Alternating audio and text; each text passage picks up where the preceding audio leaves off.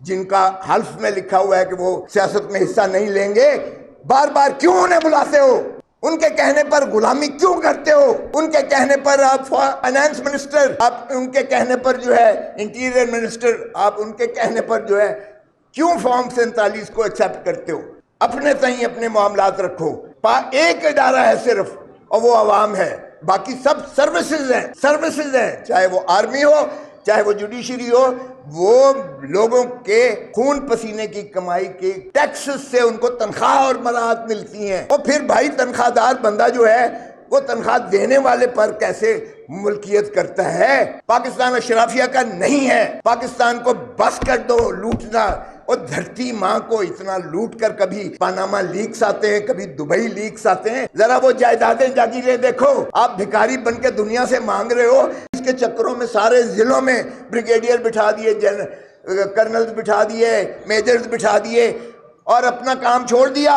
جو دہشت گردوں کو مانے کرتا تھا، بارڈرز کا حفاظت کرنا مقصود تھا، ہم نے وہاں ڈپلائمنٹ کی بجائے ہم نے سارے ضلعوں پر پاکستان کے قبضہ کر لیا۔ بہت اچھی بات ہے، چلیں، لیکن خدا کا خوف، یہ آئین میں آپ کے پاس یہ اختیار نہیں دیا گیا آئین کو۔ اور ہم عمرانی معاہدے کو کیوں اس طرح سے رونتے چلے جاتے ہیں؟ کیا ضیاء الحق کے انہی فرمودات پر ہم چلیں گے کہ یہ آئین کیا ہے؟ یہ کاغذ کے چند ٹکڑے ہیں جن کو جوتے کے نوک پر رکھ کے وہ ٹھڈا مارتا تھا اور ہوا میں بکھیرتا تھا۔ کیا یہ ہے ہمارا آئین عمرانی معاہدہ؟ اور عمرانی معاہدے میں ذرا دیکھیں تو صحیح، کتنی خوبصورت جو ہے مقتدر کرتا ہے۔ آرٹیکل 7 پڑھیں، آپ سارے ماشاءاللہ وکیل ہیں، یہ کہنے کی ضرورت نہیں ہے کہ آپ نے یقیناً پڑھا ہوا ہے۔ آرٹیکل 7 اور آرٹیکل 5 کو دیکھیں، دونوں کو، تو جو حاکمیت اعلیٰ، اللہ تعالیٰ کی حاکمیت اعلیٰ کے تابع جو حق حکمرانی ہے، وہ صرف اور صرف عوام کو ہے۔ یہ عوام کو مقتدر کرتا ہے۔ ڈسٹرکٹ گورنمنٹ، ڈسٹرکٹ اسمبلی، صوبائی اسمبلی، صوبائی حکومت، پارلیمان اور وفاقی حکومت، اور یہ سارے مترشح ہوتے ہیں، عوام کے منتخب نمائندوں سے بنتی ہے۔ یہ ہے ریاست، اور اس کی تابعداری آرٹیکل 5 کہتا ہے loyalty to the state and obedience to the constitution is the inviolable obligation of every citizen۔ یعنی آرمی چیف بھی تابع ہے، اور وہ وفاداری آئین کے ساتھ اور جمہور کے ساتھ، یعنی عوام کے ساتھ کرنے کا پابند ہے۔ چیف جسٹس آف پاکستان ہو وہ پابند ہے، صدر ہو، گورنر ہو، کوئی بھی ہو، یہ عوام کے خادم ہیں۔ ایک ادارہ ہے صرف، اور وہ عوام ہے، باقی سب سروسز ہیں، چاہے وہ آرمی ہو، چاہے وہ جوڈیشری ہو، وہ لوگوں کے خون پسینے کی کمائی کے ٹیکسز سے ان کو تنخواہ اور مراعات ملتی ہیں۔ اور پھر بھائی تنخواہ دار بندہ جو ہے وہ تنخواہ دینے والے پر کیسے ملکیت کرتا ہے؟ یہی ایک ریورس کر دیا ہے ہم نے پینڈولم ہم نے۔ اور پھر اسی طرح اگر آپ دیکھیں، ہم اس اصول کو اسٹیٹ آف ڈینائل سے نکل آئیں کہ پاکستان 25 کروڑ عوام کا ہے، پاکستان اشرافیہ کا نہیں ہے۔ پاکستان کو بس کر دو لوٹنا، اور دھرتی ماں کو اتنا لوٹ کر کبھی پاناما لیکس آتے ہیں، کبھی دبئی لیکس آتے ہیں۔ ذرا وہ جائیدادیں جاگیریں دیکھو، آپ بھکاری بن کے دنیا سے مانگ رہے ہو، کوئی کیوں آپ کو پیسہ دے گا جب آپ کی اپنی دولتیں ساری وہ بیرون ملک پڑی ہوئی ہیں؟ وہی احاطہ کر لو۔ کاش یہ حب الوطنی کی بات کرتے ہو، کاش وہ پیسہ لے کر یہاں آ جاؤ، IMF کا سارا قرضہ اتر جاتا ہے۔ پاکستان اتنا امیر ہو جائے گا اگر اپنی دولتیں واپس لے کر آ جاؤ گے کہ کسی کے آگے ہاتھ پھیلانے کی ضرورت نہیں ہے۔ تو پھر شرم بھی ہمیں نہیں آتی ہے، میں کہوں گا اپنے آپ کو بھی میں شامل کرتا ہوں۔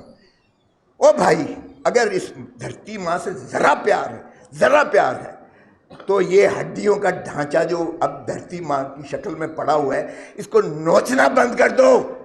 کوئی اپنی ماں سے ایسا سلوک کرتا ہے؟ کوئی سوچیں ذرا۔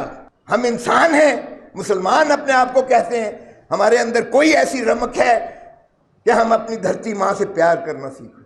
پیار کرو بھائی، وکیلوں کو بھی کہوں گا ایک دوسرے سے پیار کرو، سیاستدانوں سے بھی کہوں گا خدا را ایک دوسرے سے پیار کرو۔ اپنی داڑھی مت دو کسی اور کے ہاتھ میں، جن کا حلف میں لکھا ہوا ہے کہ وہ سیاست میں حصہ نہیں لیں گے، بار بار کیوں انہیں بلاتے ہو؟ ان کے کہنے پر غلامی کیوں کرتے ہو؟ ان کے کہنے پر آپ فائنانس منسٹر، آپ ان کے کہنے پر جو ہے انٹیریئر منسٹر، آپ ان کے کہنے پر جو ہے کیوں فارم 47 کو ایکسیپٹ کرتے ہو؟ اپنے تئیں اپنے معاملات رکھو، عوام کو عزت دو، پیار کرو، یہی آئین ہے اور یہی میں سمجھتا ہوں پاکستان کی بہتری ہے۔ تو میں بار دیگر کہوں گا، خدا را اکٹھے ہو جائیں، وکلاء بھی اکٹھے ہو جائیں، قوم بھی اکٹھی ہو جائے، عدلیہ کے ہم ساتھ ہیں، ہم کالی بھیڑیں نہیں برداشت کریں گے، کوئی کالی بھیڑیں کہہ کر ہمارے ججز کو چیلنج کرے۔ اور جو قاضی فائز عیسیٰ نے ایک لیٹر لکھا ہے برطانیہ کی کمشنر کو، وہ میں سمجھتا ہوں ان کو نہیں لکھنا چاہیے تھا۔ خدا را پاکستان کو اتنا ذلیل مت کرو کہ تم ایک پولیٹیکل اور یعنی سیاسی ڈائلاگ میں تم پڑ جاؤ، ایک یو کے کی کمشنر کے ساتھ پڑ جاؤ، الجھ جاؤ۔ جو باتیں تم نے لکھی ہیں کہ میرے فیصلے بہت سیکروسنٹ اور بڑے درست ہیں، وہ تو انڈر ریویو آیا ہوا ہے، تو پھر ریویو کیا فیصلہ کرو گے؟